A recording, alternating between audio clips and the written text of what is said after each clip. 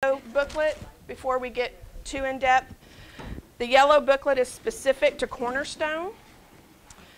So I'm going to open with the welcome just briefly. At Cornerstone, we believe, as scriptures say, that children are a heritage of the Lord, from Psalm 127. We have a responsibility to care for and teach the children entrusted to us. People who volunteer to teach, which is not just teaching, but anytime you're in the nursery, you are teaching, you're instructing, you're training and raising a child. People who volunteer to teach any child's program are very special. We are so grateful that you have chosen this ministry to serve in. We want you to know that we are here to help you become the best teacher you can be. This handbook was created to better instruct you about the procedures that make up our children's ministry, and it all starts with you, the teacher. Now, I will have a tendency to skip over things quickly. So if there's something that you want to stop and review, please, let's do that. But I'm not going to cover every single item because I know that y'all can read, and I trust that you will. But I do want to go over our safety of our children, the bullet items towards the middle of the book. Give you a minute to find that.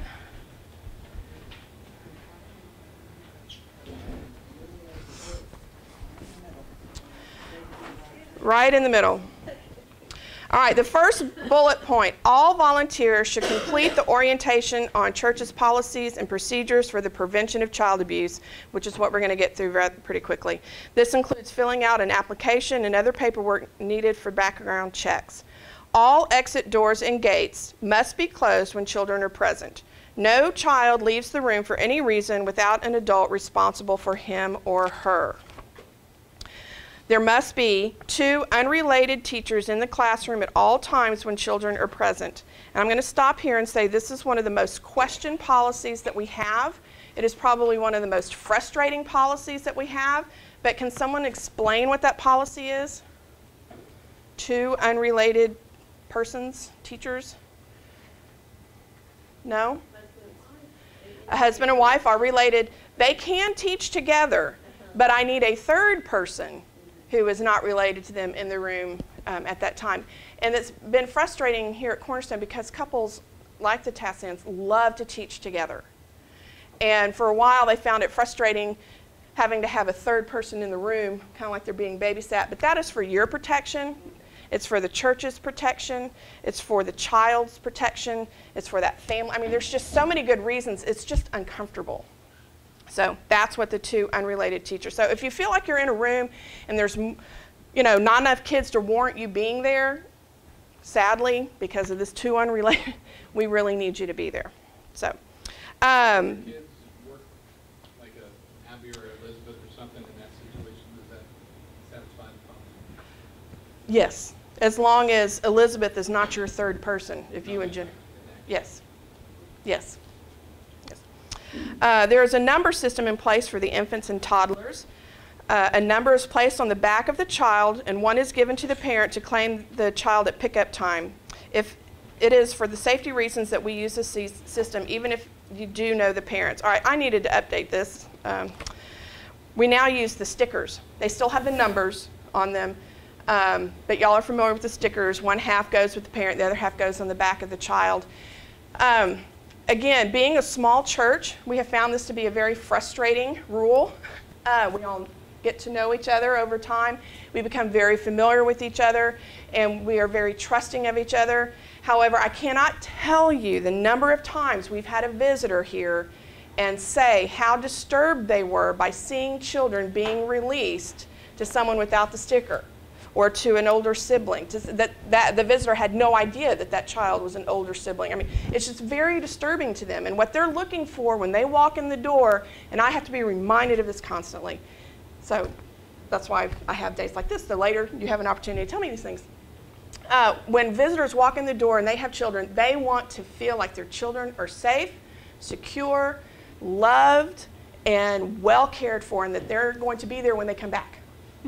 So please make every effort to follow that procedure, even when it becomes cumbersome. Please be aware at all times of possible choking hazards. At the same time, if a toy has been broken, please let the children's director know and then throw it away. you need to let me know in case it's something that needs to be replaced. So, or put it on my desk with a note. There's a first aid kit in each room for minor injuries. There's also a sheet of first aid instructions. However, if there's ever a true emergency, then call 911 first before contacting the parents. Let's make sure we call them first. I would also ask that y'all take inventory. It's the little blue canvas bag that should be in the very first cabinet of every single classroom. Make sure you take inventory in there occasionally to make sure it's full of Band-Aids and Neosporin and all ice packs and all that kind of stuff, because it's frustrating to go in there and it doesn't have what you need and you have to go down to the next classroom. So there is a security person in the building during some of our programs to keep strangers out of the building or to direct people who are lost. Please do not distract this person by asking them to watch your class or to get you something. There is an emergency fire exit route posted in each classroom. Please be sure you know your exit should there be a fire. And sadly, they're starting to fall off the walls, so I need to repost those. But the good thing about our classrooms, most of them have an exit door in them. So it's pretty explanatory. Just go out the door that's in your classroom. In the event there should be severe weather, we need to get all the children into the hallway, away from the windows, sitting hunched over with their arms and hands protecting their heads. And we did do this a couple of weeks ago when it was flooding. Had all the homeschoolers like, okay, emergency procedures, away from the window, and should you hear a train coming, go to the hallway. That was kind of fun. But we didn't have to do that. Thank you, Lord, for taking care of us. Fire extinguishers are available in several locations in the building. I want to say there's one almost in every classroom, like there's one behind this door. Flashlights are available in each room. Again, you need to check those occasionally, make sure the batteries haven't run out. A bleach solution, and these are things I do in the summer, by the way. I'm not asking my volunteers to do all this like inventory and battery check. I do a lot of that during the summer, but things do get overlooked in the fall when it's busy. A bleach solution is used to wash any toys that infants or toddlers have played with. This is a 10-to-1 ratio. Lots of typos in here. Water to bleach. Please spray the toys, tables, and chairs after the children are gone. I want to also thank Ann and Darlene because they actually wash the toys in the dishwasher now once a week. They've added that to our regimen. All volunteers and paid staff should wear their name badges. This is another thing I need to update. We've gone from the badges because the pointy things. I mean, we do have like visitor badges so that they'll know. But I really prefer the aprons. I don't expect the men to wear the aprons, but generally the men are not in with the younger ones, so it's not an issue there. But when you are in with the younger children, I do ask that y'all wear an apron, again, for our visitors so that they know who's supposed to be in there and who's not. So, health information. We ask that children who are sick remain home. The same goes for our teachers. If you are too ill to teach your class, please contact your designated sub or the children's director, ASAP. We do not administer any medication to any child at any time. That's up for the parents to do. When changing diapers, please use the diaper changing stations. Do not lay a child on the floor where other children are playing. Wear the disposable gloves provided and also wash your hands thoroughly when complete. Again, we've updated this one policy because we've had some larger children that are too heavy for the changing table, so we purchased some waterproof little mattress type pads that you can lay on the floor now or on one of the tables, but you have to be extra careful about disinfecting whatever area that you're using for the larger children. Toileting takes place with staff supervision only. Again, most of our classrooms have children's potties in them, which is really helpful. We ask that you don't close the door. Usually there's not enough room for you and the child in there anyway if you close the door. But leave the door open and make sure that the child is supervised, that they're not in there alone. And please direct the children to the toilets inside the classrooms. Never let a child leave the room to use the adult bathrooms in the hallway. No child leaves the room for any reason without an adult responsible for him or her. We lovingly accept HIV-infected children into our facilities. When an HIV-infected child attends our church, all nursery staff working in that area will be notified in order to keep an inconspicuous eye on the child. Confidentiality must be maintained, however. Normalcy should be maintained throughout the room, but in the event that other children are interfacing with the HIV-infected child, special attention should be given in regards to lighting, sharing food and drink, etc. Some people have found this one a little disturbing or eye-raising. Thank you, Lord, we have never had this issue come up, but should it come up, this is how we have planned to deal with it. So you will be informed. Come on in. Snacks and food. Infants may only be fed food sent with them by their parents unless their parents specifically request otherwise. And those are the kids in the infant room, the smaller ones, because you never know, don't give them peanut butters and strawberry, all those things that little ones, we just, as a policy, we don't give them anything unless you've given it to us to give them. The children from walking age on up may be fed animal crackers or goldfish only, because that's what we've put here in our policy is animal crackers and goldfish, and the parents should know that, and given either juice or water to drink. No other snacks should be fed to the children without notifying the parents and getting their approval. Food allergies are not to be taken lightly. For that reason, like on Parents Night Out, if we do popcorn, we should always get a parent's permission. Sometimes the Sunday school teachers like to bring cupcakes or cookies for the kids. You should always get the parents' permission before you feed them anything. There are kids that are on, have dietary needs, so we need to be very careful about that. Guidelines for discipline. We want to enforce and promote positive behavior in the classroom at all times. The following are guidelines that we expect of our children in the classroom: to show respect for teacher and other students, to follow directions, raise hands to speak, and use good manners. Teachers' responsibilities: be concise. Avoid complicate. Okay, I need to read this as a parent because I forget these. Be concise. Avoid complicated instructions. Speak directly to the child. Speak positively. Keep all 4 legs of the chair on the floor, please. If there is no choice, do not give them one. I need to stamp that on my forehead. It is time to clean the room, not, does anyone want to stop and clean up the room? Never ridicule a child. Never yell at a group or child. Have a sense of humor. Participate in activities with the children. This, I cannot stress enough. We don't want you just as a warm body in the room. We would like for you to be interacting with the children, getting to know them. They are your covenantal children, whether they are your blood children, and we are called, and you have agreed to, if you were in the service at the time they were baptized, you have agreed to do everything in your power to help that child know Christ in a deeper way. So, participate in activities with the children. Be kind, patient, and polite with every child. Model appropriate behavior. I wish I had more teens here to hear that one. Always give the children the benefit of the doubt when unsure about a situation. Rowdiness, roughhousing, belittling, and physical or verbal abuse are never to be tolerated. Stop the misbehavior immediately. Speak to the child firmly but kindly. If the behavior problem continues, send for the children's director or security person. Remember that our main objective is to discipline consistently and lovingly. Even the most challenging child needs our love and understanding. Okay, I hope that's all the reading I'm actually going to do at y'all today. Are there any questions before we go to the next part? Is it okay to send to the parent instead of for you? Is it okay to send to the parent?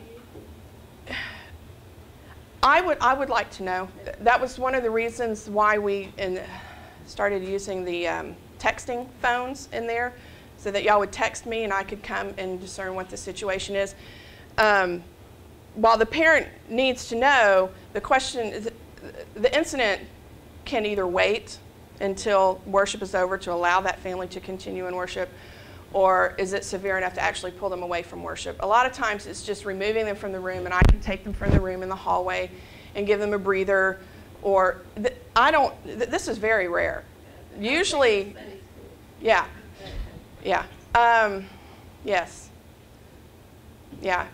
Obviously, if the parent is in the next room and here and I'm all the way over in the gym, I mean, you can use your discretion on that and get the parent. But I really try to diffuse situations before involving the parents. But then obviously informing the parent when they come to pick up the child of the situation, how you resolved it, how you dealt with it, and asking for parental advice, because obviously they know their child best. So, good morning. That's all right. Come on in. At some point, make sure everybody has signed in on the little pink sheet over there so I can keep record for our insurance company of who's here and that, yes, I'm actually doing this. All right, I'm going to start reviewing the EPC policies and procedures for the prevention of child abuse. I will warn you, this is going to get a little bit disturbing. On page 5, it reviews the purpose. And we kind of already went through that in the handbook. The purpose is because we want to provide a secure, safe, and loving environment. Page 5 also covers the scope. This policy shall apply to current and future workers, compensated and/or volunteer, who will have the responsibility of supervising the activities of infants, children, youth, and mentally handicapped persons. So the difference between a worker, compensated or not, is obviously our paid workers are Tabitha. You want to raise your hand, Miss Tabitha, Miss Darlene, and Miss Ann, and everybody else. We're not paid. Well, I am, but yeah. Kind of left myself out of that one. I don't consider myself a nursery worker. That's why I don't work in there very much. I mean, I love children. I love babies. But there are other people in this congregation that are much more loving and tender than I am. So I'm here to be the enforcer. What is child abuse? Any intentional act by a person older or more powerful that harms or threatens to harm a child's physical, mental, or emotional health. They're going to go over that in the video I'm going to play in a little bit. It's not just from a child. It's not just from an adult. Abuse can happen between children, as we all know, or from older siblings.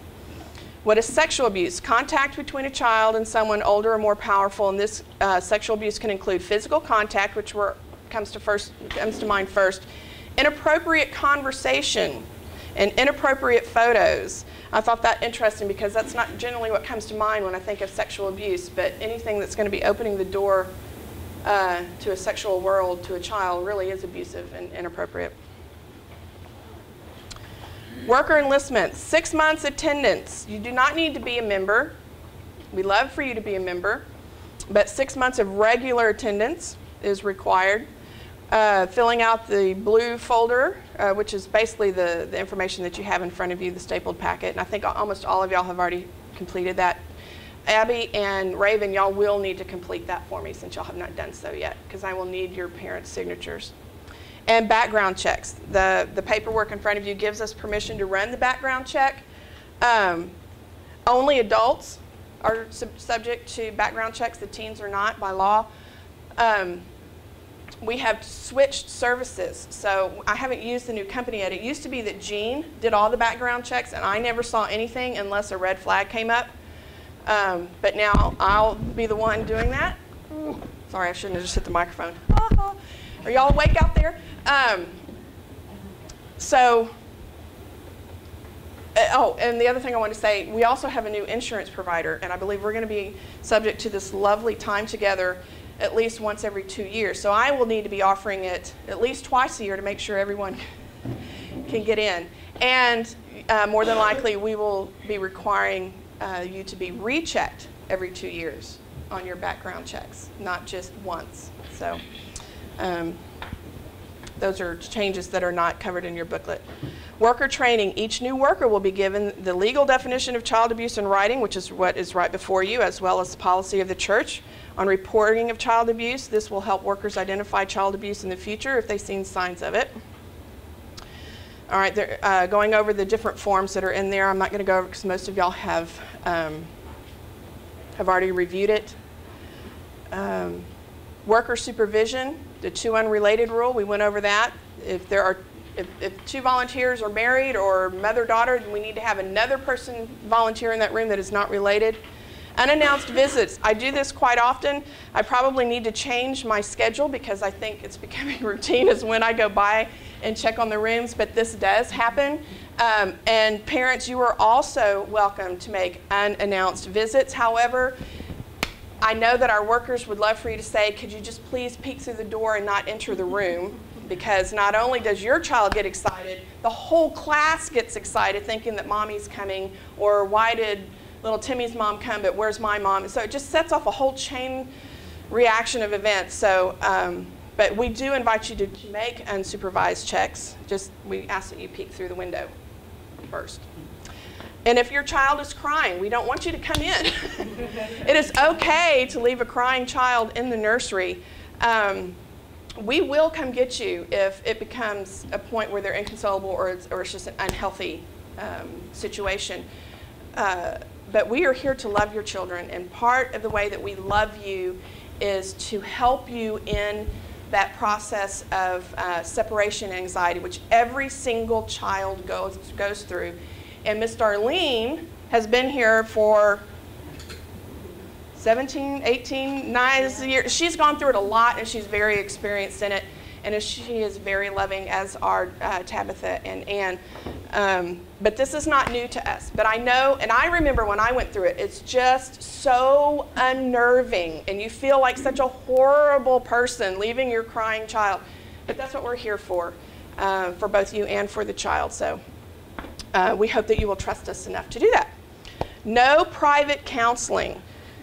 If you need to pull a child away from a situation, like I was saying, if I have to come remove a child from a classroom who's being disruptive, I will be right there just outside the classroom. I am not to take that child to an office and close the door unless that door, I mean, most of our offices have windows on them. But you should not be removing a child to a private place where you are not observed or cannot be observed.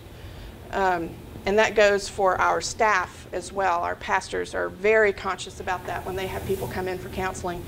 And that's not just for our children, that's for anybody. You should always try to make sure that you can be observed.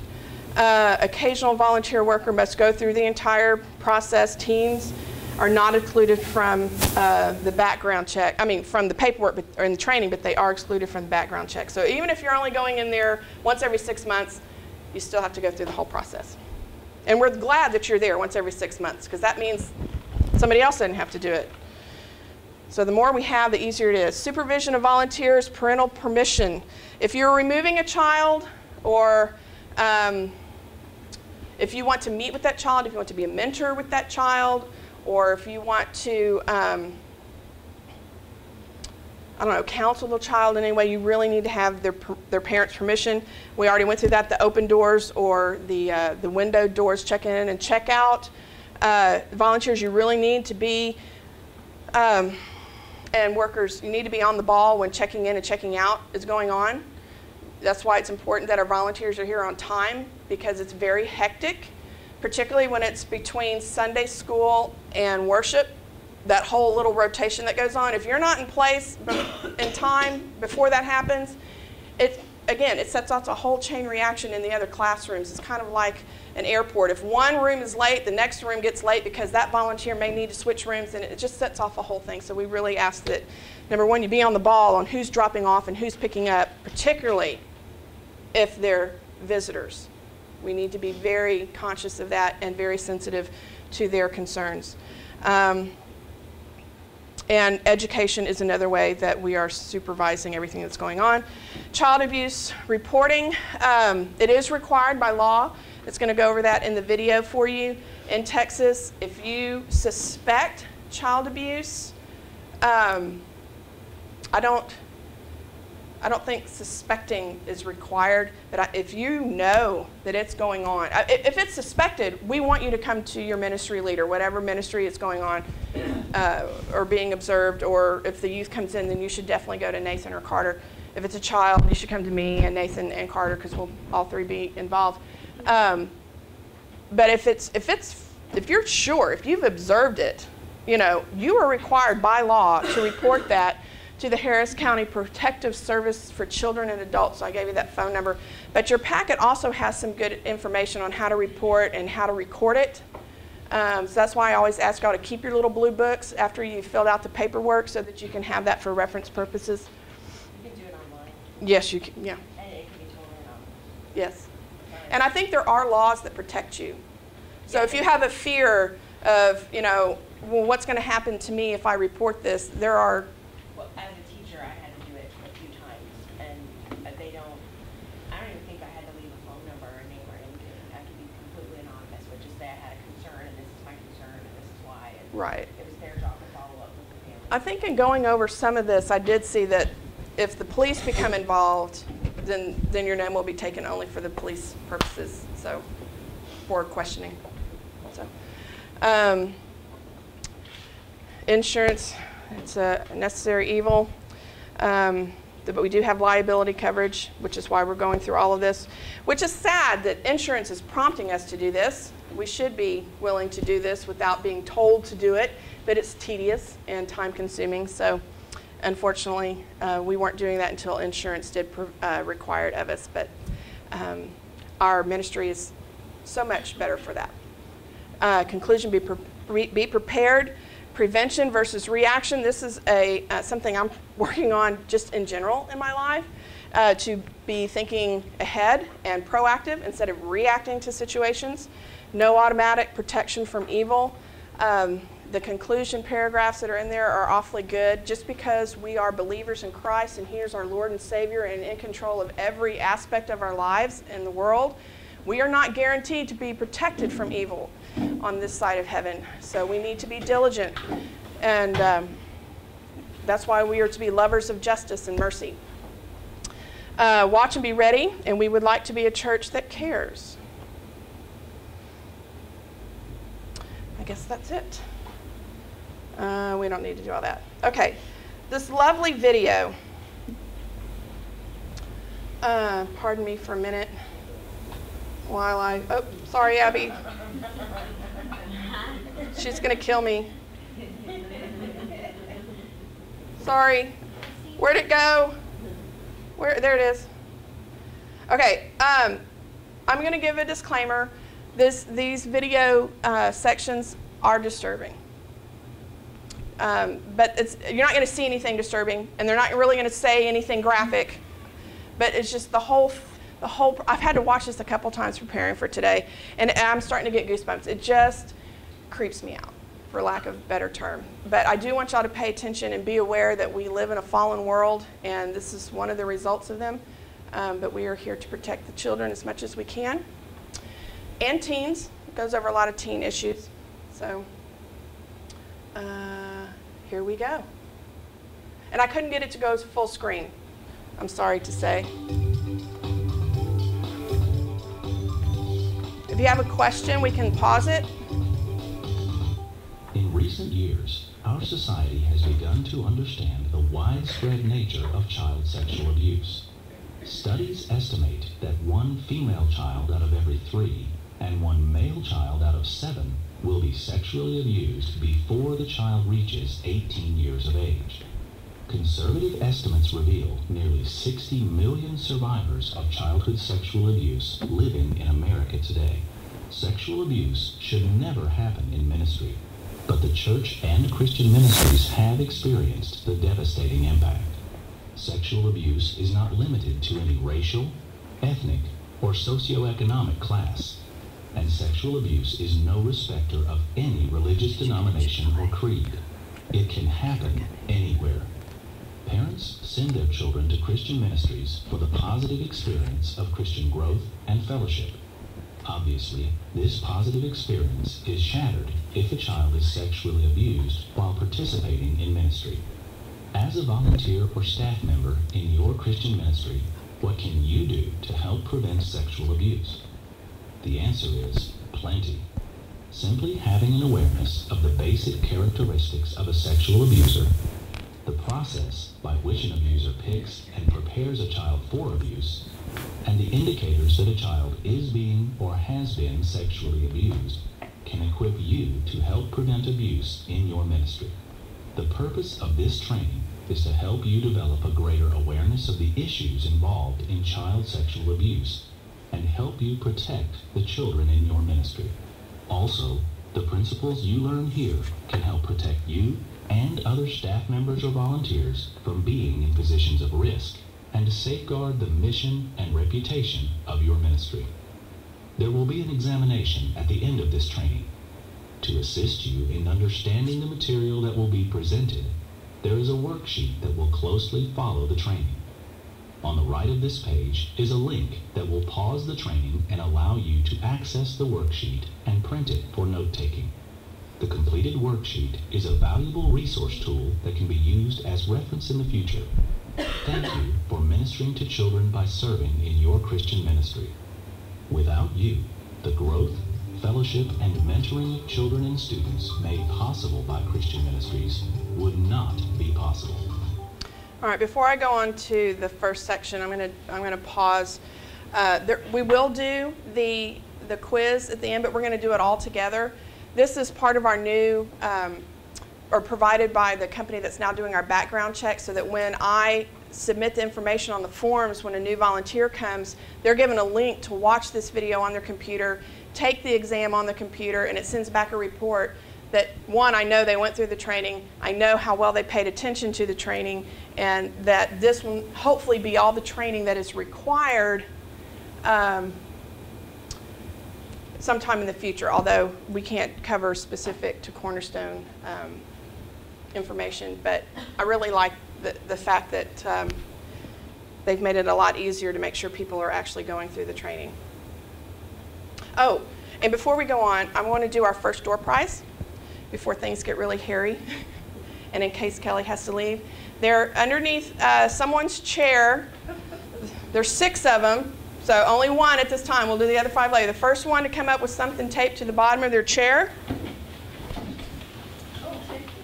Okay. All right, what's your question on it, Miss Brooke?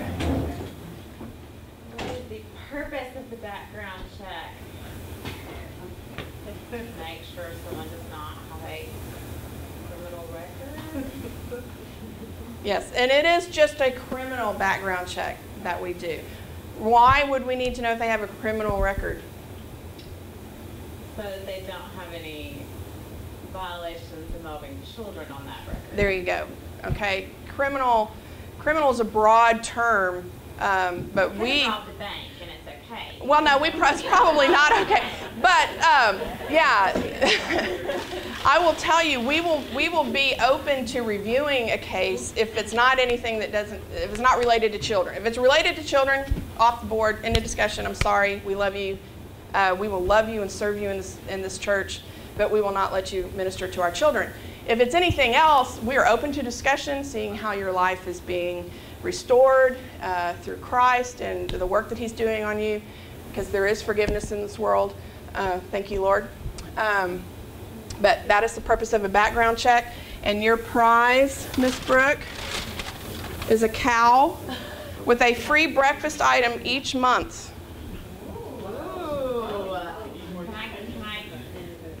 Give it to Reagan? You may. Oh, sugar. It's because you have a Mac. What? Cows don't like Macs. All right, we're going on to section 1.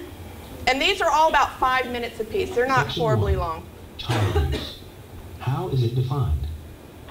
Child abuse is any intentional act by an adult or even another child, if the child is older or more powerful, which harms or threatens to harm a child's physical, mental, or emotional health.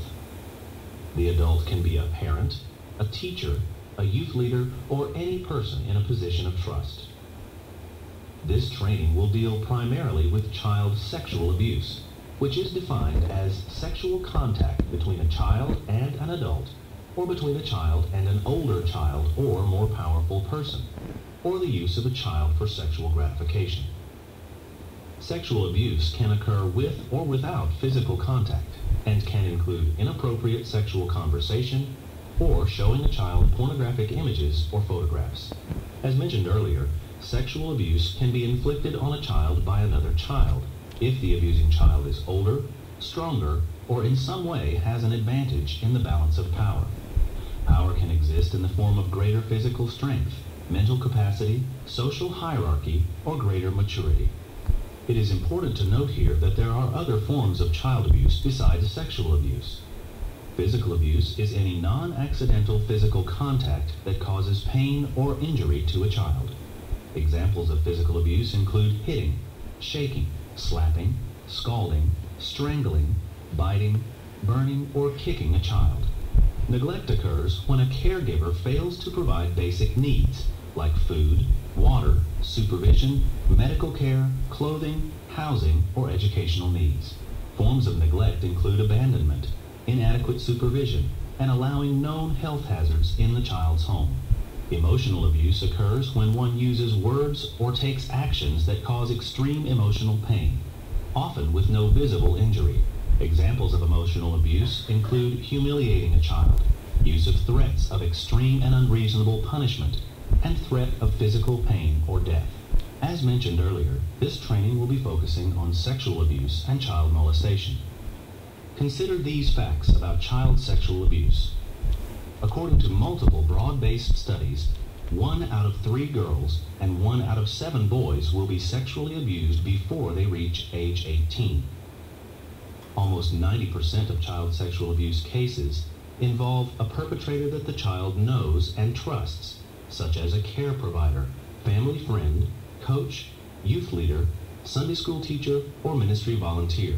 According to the U.S. Department of Justice, 250,000 to 500,000 pedophiles or child molesters live in the United States.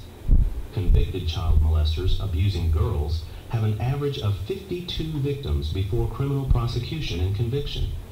Men who molest boys have an average of 150 victims before criminal prosecution and conviction. Experts estimate that fewer than 15% of perpetrators are ever criminally prosecuted because of the passage of time, legal time limits, adults who minimize an outcry from a child, or kids who never tell. In one nationwide study, 66% of children did not tell of sexual abuse from an adult until they were adults themselves, most over the age of 30. Approximately 31% of women in prison were sexually abused as children. Approximately 95% of teenage prostitutes have been sexually abused. Adolescents with a history of sexual abuse are much more likely than their peers to engage in promiscuous sexual behavior that puts them at risk for HIV infection and sexually transmitted diseases. Young girls who are sexually abused are 3 times more likely than others to develop psychiatric disorders or abuse alcohol and drugs in adulthood. Among adolescent girls and boys, a history of sexual abuse greatly increases the risk of eating disorders such as bulimia, anorexia, or the use of laxatives to avoid weight gain. Okay, before we go on, let's discuss that. What strikes you?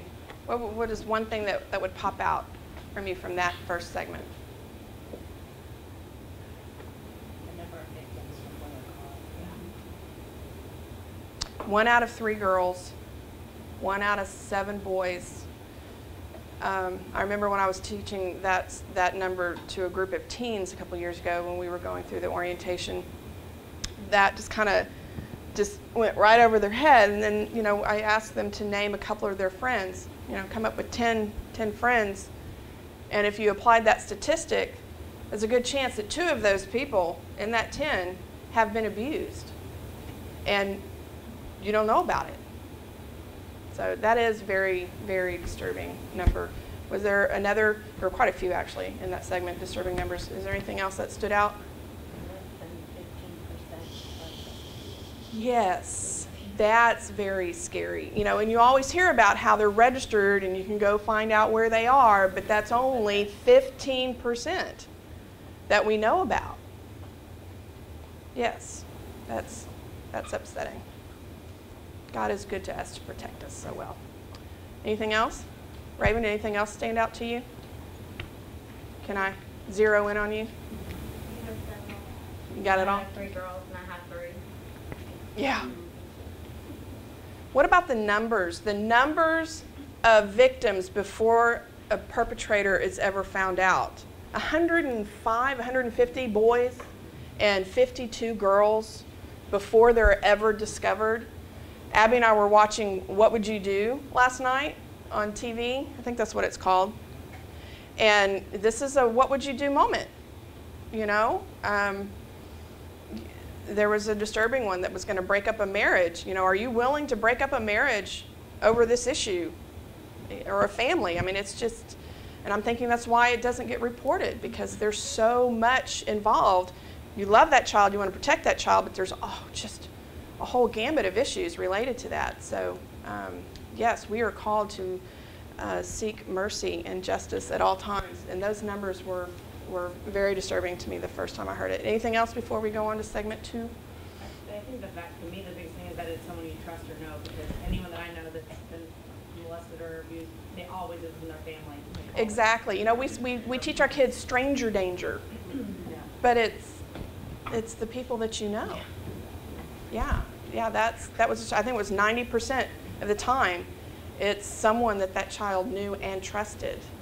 So, yeah, they're going to go over later how they earned a child's trust, and yeah, it's just unnerving.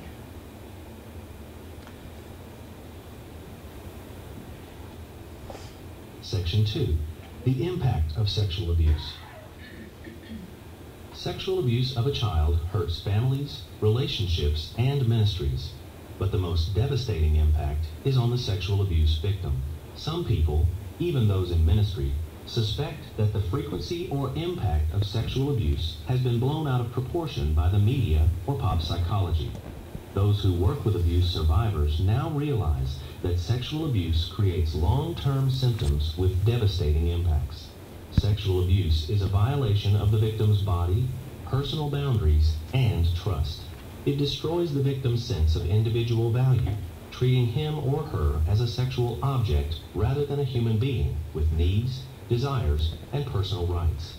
Most survivors of childhood sexual abuse develop self-protective defense mechanisms designed to reduce the anxiety, fear, stress, or pain related to the abuse.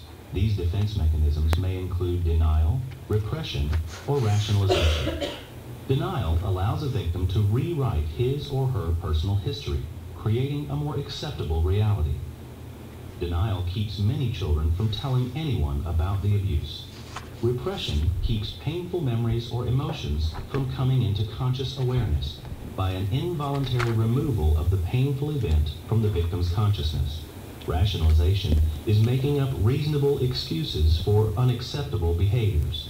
Victims of childhood abuse may create convincing explanations for why they were abused, such as, "He only did those things to me when he was drinking," or "He was under so much stress." Victims of child sexual abuse feel shame for somehow causing the abuse or not being able to stop it. Self-blame increases his or her sense of vulnerability and powerlessness, playing into the hands of the abuser, who may have told the child that the abuse was his or her fault. Most child victims of sexual abuse assume, "I am the only one being abused," creating a greater sense of isolation and loneliness. Those who did not resist the sexual advances of the perpetrator, or received gifts or special privileges in exchange for sexual encounters, may feel intense shame and guilt as they grow older. Many carry a deep sense of worthlessness, feeling ruined, ugly, and useless. Due to these feelings of worthlessness and poor self-esteem, victims tend to feel alone, unable to defend themselves, unlovable, and exposed. Sexual abuse will impact a child's behavior and emotional well-being.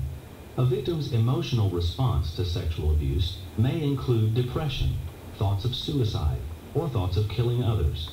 A child may feel anxious, guilty, or ashamed. She may appear nervous, excessively helpless, or suffer from unreasonable fears or phobias. He may exhibit superficial maturity, but have poor self-esteem. All victims experience a loss of trust in adults and authority figures who were supposed to keep them safe. Many victims are angry and aloof. Certain behaviors can indicate sexual abuse in a child. These behaviors may include eating disorders, such as bulimia and anorexia. I was sexually abused by a friend of my mom from age 7 to 12. When I got to high school, I started having an eating disorder. I would eat, then force myself to throw up by putting my fingers down my throat. I was compulsive about it. I did it every time I ate. I did it because I had to control my body. I had to look a certain way. Later, I stopped throwing up and I just stopped eating. I played sports, so my mom thought I was just working out a lot, until I got so thin that my period stopped. Then my hair started falling out. I still saw myself as fat, though. I ended up in the hospital because my body was just shutting down. I started getting help there with counseling. I understand now that my eating disorder was related to the sexual abuse I experienced as a child. A child may self-mutilate or cut herself. I cut myself because I wanted to feel something, to know I was still alive. I had so emotionally distanced myself from the abuse, just to survive, that I didn't feel anything anymore. It was scary. I cut myself to feel real. Sometimes I did it in obvious places, but eventually in less visible places, like my upper thighs. I guess in some sense, I wanted someone to notice that something was really wrong with me. A child may wear clothing or makeup that says, "Leave me alone." I am purposefully overweight. It was my body that he wanted. Maybe if I make myself unattractive, I can avoid being hurt. I also thought someone would ask me why. When I was little, everyone called me cute. I wore little dresses and bows. When he was molesting me, he kept saying how pretty I was. That will never happen again. That's why I wear the black outfits, paint my nails black, and have all of the piercings. It's my way of avoiding being abused again because I'm cute. An abuse victim may run away from home or have a sudden drop in school grades. A child may have a sudden decline in enthusiasm for school or extracurricular activities, or she may skip school. An abuse victim may have learning difficulties or withdrawal from typical childhood activities. Substance abuse is common for victims of sexual abuse.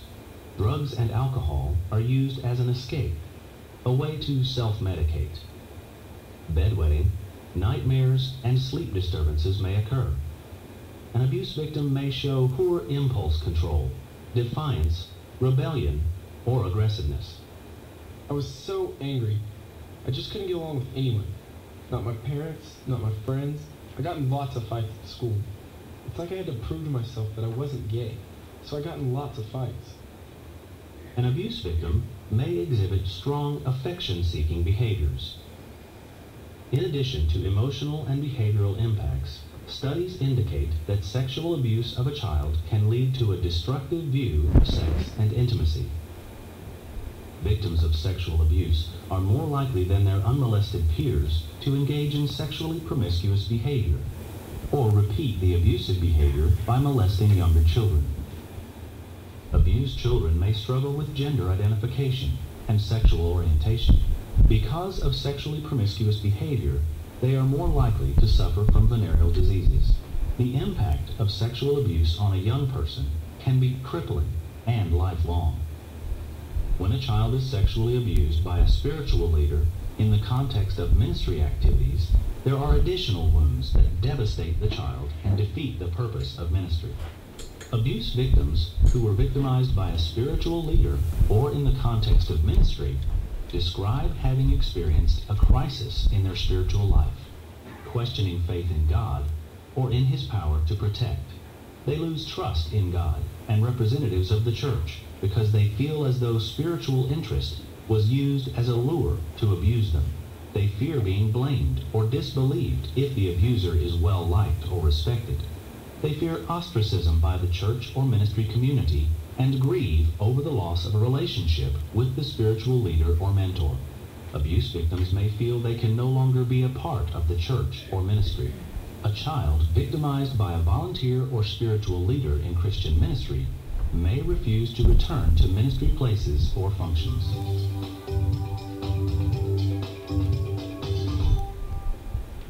Okay. What stood out in that segment? Manifestations of abuse. Anyone in particular? Any one behavior? Just how how that affects, I mean, obviously, when he's struggling with body image, just, I mean, it's not a blanket statement that girls that deal with body image have always used, but I think that's that is definitely a big contributor to body image, or kids that, you know, are of the emo genre and the black and stuff, and working with you, they're like an onion, and, you know, there's so many different reasons why they do what they do, and, you know, for this to be one of those layers, so, you know, that end of the spectrum of, okay, well, okay, so that's one reason why they could be doing this or doing that. It's just because it, you know. So I think you pointed out a good point. It's not a blanket statement, but it's certainly an indicator, and should, it's like a red flag, you know, that we should be seeking deeper to know that child. And, you know, because we get frustrated a lot of times when me working with youth, like you get frustrated with people or like parents, like, why is my daughter dressing that way, or why is my son doing this, and then and so instead of just thinking of it as a behavioral thing, look and really, because I think the people that like my friends that have or listen to this, because they wanted me to find out and question it, and they're like begging for someone to dig. You know, so. right. Yeah. Yes. The image thing, they are often begging, and it makes me think of how they're influencing others, you know, in their little core group. Although after watching the 7, it makes you think they might be kind of seclusive, may not have others, but how they've been poisoned, the chances are they could be spreading that poison. Is another thing that we need to think about. I wanted to talk about the ministry aspect of it. How did that hit y'all? My brother's a pastor, and his wife is a nurse, and they're in a very large church in Birmingham, and they have 3 sons, a daughter, and she's 14 and a freshman, and while we were there visiting over Christmas, she got a text from one of her friends who's a cutter, and I mean, just started cutting, and was confiding in my niece, you know, that I did something really bad, and and I cut, and my niece has a really good relationship with my brother and her mom, and so, you know, she's, Dad, I don't know what to do, and, you know, we were praying for her and talking about it, and it freaked my brother and his wife out, and, you know, that was a good topic of conversation for 2 days while we were there, and my brother's initial response is, you know, you can be there for him, be a friend, but I mean, the bottom line is you need to get this to somebody else. We need to tell somebody else, and you need to kind of keep your distance, be there for her. But ooh, I mean, he was freaked out, as he should be. And was it under his ministry, part of his ministry, no, or was it a multimedia pastor? Oh, okay, that's right. I mean, it's a huge church, and it was interesting because I challenged him, and I said, you know, you're always about, and I hope this doesn't offend anyone in this room, because it's not directed to anyone in this room. And I said, you're like a lot of people in Haiti, in the suburbs where I live. You know, you want to protect your children, and we love our children, and we love ministry, but at the same time, we've got our family, and we've got our hand out. And I said, you're all about ministry until it gets messy behind your front door. And I said, you're a pastor, your wife is a nurse, and your daughter loves this girl. And I said, who better is equipped to love her well than you? And I said, yes, tell the youth pastor, and, you know, figure out a way to get in touch with the mom and let the parent know. And I said, but don't you dare push this little girl away.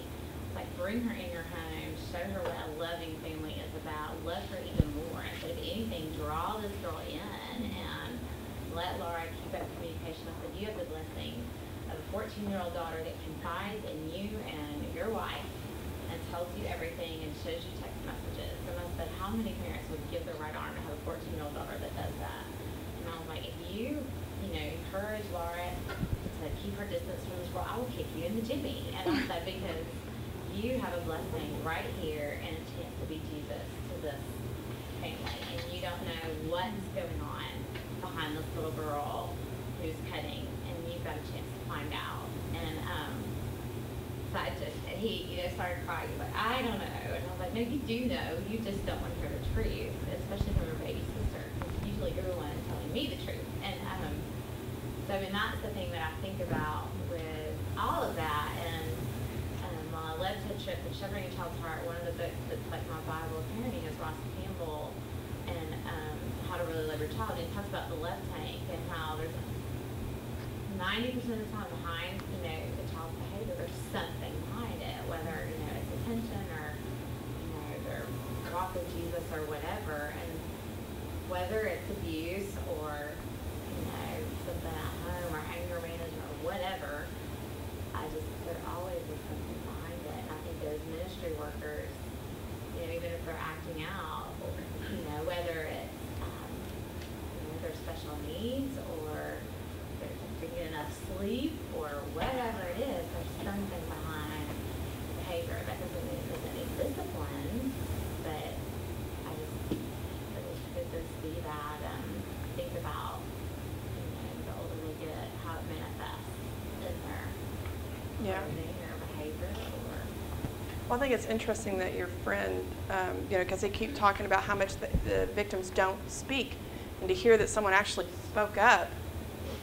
Sounds like early in her cutting, to have to stop and think, oh my, after hearing this. And it's like that spreading poison. Yeah, and that's what I was thinking. Your brother was thinking on the spreading poison part, but after we're listening to how much they don't talk, what an opportunity and what a miracle it was that she spoke up in the first place. Yeah. One thing that I thought was kind of funny, and I don't remember the number now, but I think it said like 75% of people who experienced abuse in ministry, or 90%, 90% of those people now have a crisis of faith or something. I'm like, just 90%? Or whatever that number was. I mean, don't you think that it'd be like 100% of the people who, were abused in a church situation would be questioning their faith? And I found that I don't know. Yeah, we think of the church as the one safe place. We put this blanket and said that's the one place you should always be safe. You know what I mean? And if that is altered, then it's going to alter everything you've ever exactly believed or been taught. Exactly. But the church is made up of sinners. So, and before we get too much further into this video stuff, there are a lot of blanket statements, or what at first hearing sound like blanket statements, but you really need to take them in and kind of think about it. The perpetrators need love and forgiveness too. And yes, we should be on alert for our children, but again, they are also injured and wounded and poisoned and are in need of. It's a little easier for me to think about forgiving them when I realize that they were probably treated the same way as children. Because it's really hard to forgive a perpetrator, but when you realize that they were once a victim, it makes it a little easier. After meeting my husband, I won't go into specifics, but the contrast between his family and my family always makes me think of the verses that talk about how God passes on blessings for generations and generations and generations. And when you look at my family, thank you, Father. I don't want it to sound like a brag, but the faith in our Lord has been passed down from generation to generation to generation. And then God says He will visit the curses upon generations. And I look at my husband's family, and the curse, regardless of what it is passed. It's a learned behavior passed from generation to generation to generation. And it's a miracle that Jack and his brother did not follow in that pattern, that God snatched them out of that. And so, yes, we need to remember that the perps need love and fixing too, so as hard as that can be.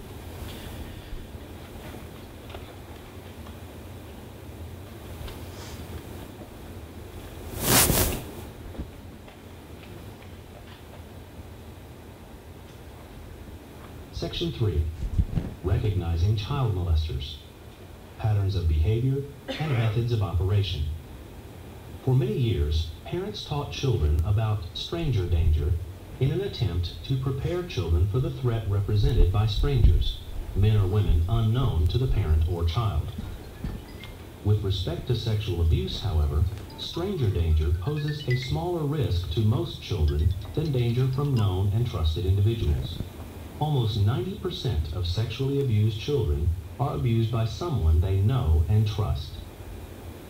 Sexual molesters can be both male and female. Because studies and statistics indicate that most sexual molesters are male, this training will refer to the molester as he. Please remember, however, that sexual abusers can be either sex, male or female. It is important to recognize that there are different types of sexual molesters. A preferential offender has an exclusive and long-standing sexual and social preference for children and prefers a child for a sexual partner. This type of molester generally has an age, sex, or body type of choice. Preferential molesters choose children of a specific age or sex and will choose recreational activities and work situations which place them in proximity to children who are within that age and sex of preference. Many child molesters are highly sensitive to the needs and desires of children. Molesters will often hang out in places where children will be located and gravitate toward activities where they will have access to children within their age and sex of preference. Molesters tend to choose those children who are separate or set apart in some manner, such as children who are from single-parent homes, loners, shy, on the fringe, or needy. They may also choose a child who is less likely to be believed if the child reports sexual abuse, like a child already in trouble with the law, or a child with an impairment or special needs. Molesters who choose very young children are usually attracted to young, undeveloped, hairless bodies. These molesters may choose both male and female victims based on body type rather than specific genitalia. Molesters who choose older children who have gone through puberty generally select a child who is within his age and sex of preference rather than choosing male and female victims. Once a molester singles out a child as a potential victim, the molester will spend extra time and attention with that child, exploring the child's boundaries and gaining the child's trust. Generally, the molester will groom the child he intends to victimize, showing special favor in winning the friendship and even love of the child. Later, the molester uses this friendship or relationship to push sexual boundaries, desensitizing the child to sexual subjects and touches. Though the comments and touches may seem innocent, the molester is preparing the child for sexual behavior. Oftentimes, the grooming will include winning the friendship and trust of the child's gatekeepers in order to gain access to the child. Gatekeepers can be parents, caregivers, or pastoral staff or ministry personnel. If a parent or pastor likes and trusts the molester, a child may assume that the molester is safe and trustworthy. Some common grooming behaviors include buying the child toys, jewelry, clothing, or other desired objects, regularly participating in kid magnet or cool activities such as playing video games, watching movies, or hanging out at the mall, and inviting a child to participate. Spending time with the same child repeatedly when the adult isn't related to the child. Falling asleep in a child's bed. Constantly pushing physical boundaries. Touchy with children, involving escalating physical intrusiveness. Initiating or participating in inappropriate touching, like nipple pinching, buttock slapping, groin slapping, and wrestling. Oftentimes treating the behavior as a game. Extending special privileges or purposefully breaking ministry rules. Justifying and rationalizing rule breaking. Offering tobacco, beer, alcohol, drugs, or adult magazines. Taking a child to a remote area of church or ministry property or away from church or ministry property alone. Sexual joking and sexual discussion. Spending time with children or a specific child even during off hours. Isolating a specific child and setting up one-on-one interactions. Having animated conversations with children but not with adults. A molester who is grooming a child for sexual abuse has a purpose for grooming behaviors. He is pushing a child's physical boundaries to initiate sexual behavior. A molester's motive is never innocent. Any one of these behaviors alone may not indicate that a child is being groomed for sexual abuse. Some of these behaviors are inappropriate on their face and should never occur. When one or more of these behaviors do occur, a problem may exist. Each staff member or volunteer should understand that these behaviors can be grooming behavior and take the necessary steps to stop the behavior and report the behavior to a supervisor. Molester characteristics. In this segment, we will look at some of the most common characteristics of both male and female molesters. Unfortunately, child molesters have no uniform profile which might allow us to identify them. But we do know some of the most common characteristics among convicted male and female sexual offenders. Almost 90% of convicted sexual offenders are male. This figure may be slightly inaccurate because female abusers are less likely to face criminal prosecution than male abusers. According to studies, convicted male offenders have some common characteristics. A convicted male molester is likely to have a poor self-image and unrealistic beliefs about children. He may describe children as pure, innocent, or clean. A male molester needs power and control over his environment and the people in his environment. He is rarely a team player and has poor self-discipline and impulse control. He can be easily frustrated. It is common for a male molester to move frequently and abruptly with an unstable work history because of these frequent relocations. He may be overqualified for a position in his education, credentials, or work history, but takes the job anyway. He may not care how much the job pays because his primary aim is to gain access to children.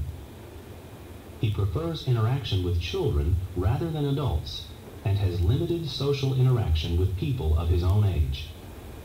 He may have a pattern of dating single mothers. It is common for a convicted male sexual offender to have been physically or sexually abused during his own childhood. A male molester chooses hobbies which attract children, such as video games, arcades, amusement parks, or hanging out in the mall. He has toys that are attractive to kids, like the latest video games and equipment, television or stereo equipment, motorcycles, a ski boat, or other such possessions. He is constantly scheduling activities with kids, and these activities are usually with children of a specific age or gender, such as prepubescent boys or young teen girls. A molester may be an avid shutterbug, photographing and videotaping children any chance he gets. He may describe children as possessions rather than individuals. He sets up one-on-one interaction with children when it's possible to do so. He has difficulty setting limits, and he bends or breaks the rules to look cool or create one-on-one access to a child. He allows special privileges in order to make a child feel special or chosen. He may be unwilling to accept his role as an adult and may describe himself as a big kid. He identifies with children rather than adults, but is skillful at gaining the trust of both children and adults. There is no uniform profile for female molesters, but some common characteristics exist among convicted female sexual offenders. A female child molester may have illogical or bizarre thinking patterns. She probably had poor school performance and is unemployed or underemployed. She is easily angered or impatient, has a negative attitude and demeanor, and she lies to avoid conflict. She may be socially isolated and probably married as a teen. She is usually married, while a male convicted sex offender may remain unmarried or may marry a single mom to have access to her children. It is common for a female offender to have been sexually abused in childhood and to have been raised in a very strict home where she did not receive tenderness from her father. She may have grown up in a zealously religious home with an abusive, hypercritical, and unapproachable father. She may have been raised with a strong religious teaching that all sex is sin. In a sexual relationship with a child, she is seeking affection from children rather than risk rejection in adult relationships. She may be sexually naive or immature. A female offender is more likely to seduce than coerce sexual activity, and she will blame the child for the sexual activity or claim the child initiated the sexual behavior. Finally, a female molester may be a caregiver for the abused child and may use extreme discipline for minor misbehavior with children.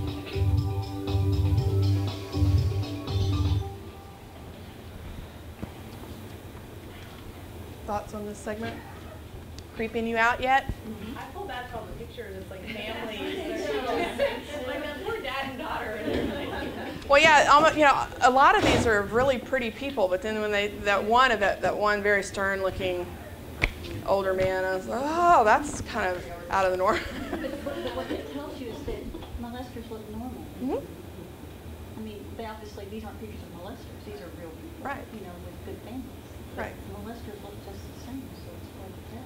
Is there one overriding theme, since we're talking about the photos, is there one overriding theme that you see in a lot of them? Child and adult. Usually a child and adult. Okay. Yes. And they're smiling. They're comfortable. They're safe. They're feeling secure. Yeah. It's kind of jarring. You're talking about this truly disturbing topic, and everyone in here looks really happy and safe and secure, but that's where they're saying it happens 90% of the time. It happens with someone that they knew and trusted. So. When the incidents happened at Penn State with Jerry Sandusky, I don't know why I did it, but I read the charges against him and how he prepared. I mean, because it went through what he did, and it was like a blueprint of what they said. It was gross. I think I was about at that point of if they say grooming again, I was going to because it's so bland and it was sick. Mm-hmm. Yeah, but they don't see it that way. Then you also see, sorry, I was talking a lot, but then you also see the cases when it just happens one time randomly, like, you know what I mean? Like the person just did it one, like I watched a special and he had supposedly just molested his one niece or something like that, and it was just a one-time thing. So I don't know that, like it was just. Or the teachers that seem to have a relationship, just with that one child, and they think it's a real relationship. Right. Yeah, that it's not a pattern or what's the word, serial behavior for them. Yeah, it's still wrong. So, all right, we're going to take a break because I've seen a lot of y'all. Everybody who needs a break may have already taken one, but it took me a few of the potty parade to realize, oh, they need a break. So we're going to take a few minutes. Y'all can get a break. There's coffee and ice water and iced tea and cinnamon rolls. Can't think of the word.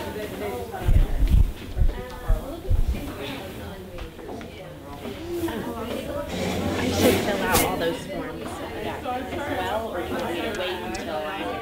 Why don't you wait? Because if I update the information, but yeah. Yeah, when that time comes. Yeah, but keep it. Okay. Yeah. Yeah, definitely keep it. It's got some good stuff in there. Wow, Mercer just got here and he's already taken a break. I know. I did warn Rhonda this week. I said, look, we're talking about some really disturbing stuff. It's not graphic, it's just disturbing. So she knew. Thanks. I know. I've listened to it a couple times this week and it's just